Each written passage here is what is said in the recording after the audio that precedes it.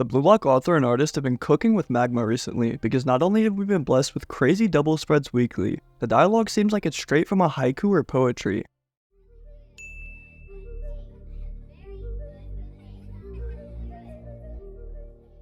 What's going on, ladies and gentlemen? My name is Animasu, and today we're going to be taking a look at Blue Lock chapter 267, titled Golden Ticket. If you watched through today's video and find that you enjoyed yourself, please feel free to click that subscribe button, comment below your thoughts, and also join my community Discord down in the description. Without further ado, let's witness the shockwaves from Michael Kaiser's fabulous Magnus goal. Today's leaks start off with some intro text which says, "A rebellious goal explodes. The whole world is shaken by Michael Kaiser's egoism." We see shocked expressions from players like kunigami, kiyora, and even Santetsu for some reason, as the announcers scream out in excitement. The young emperor may have struggled early on in this match, but demonstrating his talent, Kaiser scored with a powerful strike to awaken him on the world stage. The second page is an amazing double spread like I said, which shows us the full celebration of Michael Kaiser as he stands alone clenching his fist while showing off his blue rose. Nanase, Karasu, and Tokimitsu are just scattered around sweating in terror, as they all say how unexpected and broken that Magnus shot is. Tokimitsu even says it's going to be impossible to block, which I mean, he's kinda right. Isagi Yoichi, however, is watching from the side with his egotistical eyes, monologuing about how Kaiser threw aside everything to awaken there. Charles Chevalier, though, is just telling them all to get real and stop glazing Michael Kaiser because he believes it to have been just a fluke goal and nothing more. We then see Yohiyori approach his teammate Kyoragen to ask why exactly he chose to pass to Michael Kaiser in the end rather than Isagi Yoichi. After all, it did seem to me like Isagi was in a far better position and was the target of his initial pass, so why exactly did Kiyora do this and add backspin to the ball? Turning over his shoulder to stare blankly at Hiyori, Kyoragen says that he didn't really have a preference in choosing between Isagi Yoichi or Kaiser. In the end, he could have chosen either, however he apparently follows the principle of siding with the losing team, so he does have bias. Within Bastion Munich, Kaiser has lost everything and barely has any teammates left on the field, so Kiyora lent his hand out to a person in need. This isn't just done out of the goodwill of his heart though, because Kiyora goes on to explain that if he can help the losing team snatch back victory, if he can help a struggling striker get back to scoring goals, then it will be his achievement and him getting the attention. Kiyora seems to not hold a grudge against Isagi from what happened in the Ubers match and is just simply focusing on getting more value, which honestly makes me appreciate him even more. He thinks of himself as some kind of mediator for victory, because Kiyora admits to being someone who likes maintaining the balance from within the borderline. Kiyora is just stuck staring in confusion. Meanwhile, Isagi shouts out with the real question, asking if Kiyora will now only side with Kaiser. For now, our interests are aligned. Next time, who knows? Until that moment, even the gods won't know whose side I'll be on. I guess Kyoragen is now Edgar Allan Poe or some shit, and also bipolar according to Isagi because he refers to him as a borderliner. Me too, Kiyora. Me too. Anyways, Isagi Yoichi ends up monologuing and yapping from pages 7 to 9, as he states that the key factor to that goal was undeniably Kiyora. The true nature of the play really started, however, with Michael Kaiser's awakening and playstyle change. Letting go of his obsession with Isagi, Kaiser threw aside his self-centered attitude, and even passed to Ryusei to continue his run. Kunigami and Kiyora also ended up joining along even though one didn't really have a choice, because going beyond himself, Kaiser reached his top performance and scored a world-class super goal. Moving on to a different topic, Isagi also states that while Kaiser may have a world-type ego, there seems to be more to that whole concept and philosophy that he needs to understand. He still needs to analyze and adapt this whole new version of Kaiser, whose movements oppose everything he did beforehand.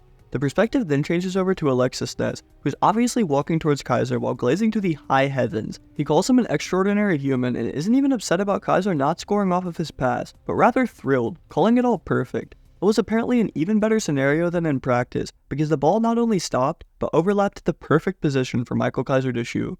Lady Luck shined down upon Kaiser because through his own determination, he rebuilt himself to arrive at the right spot at the right time.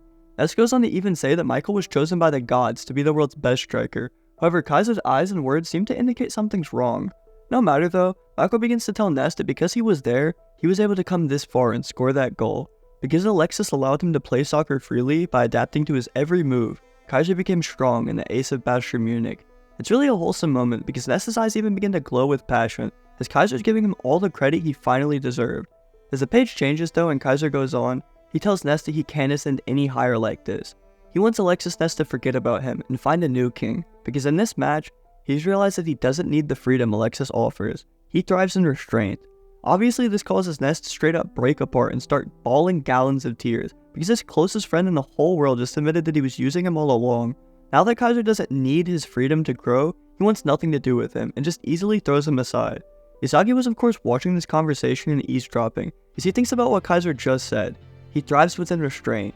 Realizing the crucial piece he was missing to properly analyze people and adapt to the new emperor, Isagi says that human performance can heavily vary based on their environment. Individuals like Isagi are freedom-oriented individuals, as they excel in open, flexible environments where they can choose from various options and create their own paths.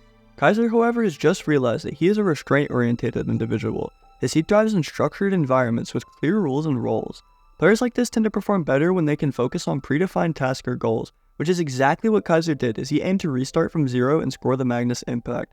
This realization hugely boosted the quality of Isagi Yoichi's analysis of other players, as he can now categorize people into 4 types based on 2 axes: self-type and world-type egos thriving from either their individual preferences or external environment. Using this newfound knowledge, Isagi believes he can now understand other egoists even more, and above all, uncover Michael Kaiser's new weakness.